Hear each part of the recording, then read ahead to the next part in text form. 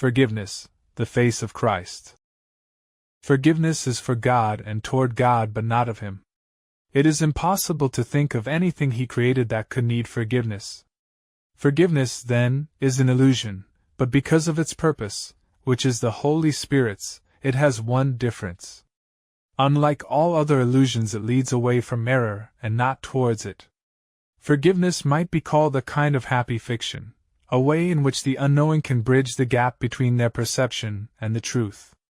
They cannot go directly from perception to knowledge because they do not think it is their will to do so.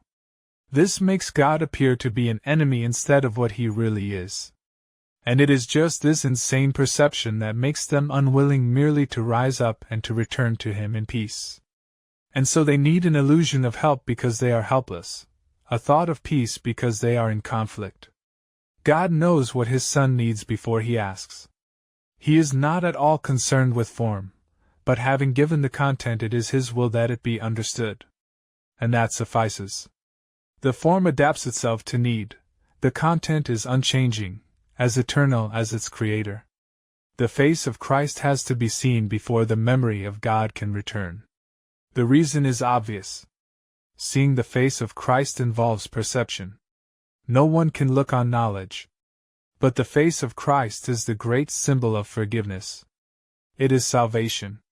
It is the symbol of the real world. Whoever looks on this no longer sees the world. He is as near to heaven as is possible outside the gate. Yet from this gate it is no more than just a step inside. It is the final step. And this we leave to God. Forgiveness is a symbol, too, but as the symbol of His will alone it cannot be divided. And so the unity that it reflects becomes His will. It is the only thing still in the world in part, and yet the bridge to heaven. God's will is all there is. We can but go from nothingness to everything, from hell to heaven. Is this a journey? No, not in truth, for truth goes nowhere. But illusions shift from place to place, from time to time. The final step is also but a shift. As a perception it is part unreal. And yet this part will vanish.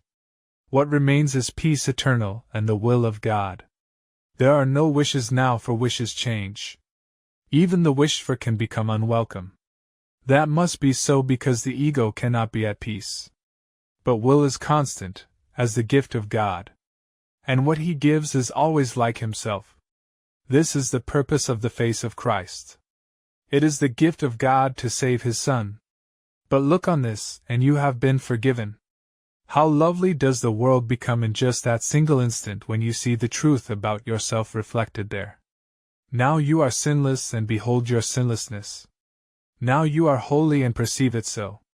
And now the mind returns to its Creator, the joining of the Father and the Son, the unity of unities that stands behind all joining but beyond them all. God is not seen but only understood. His Son is not attacked but recognized.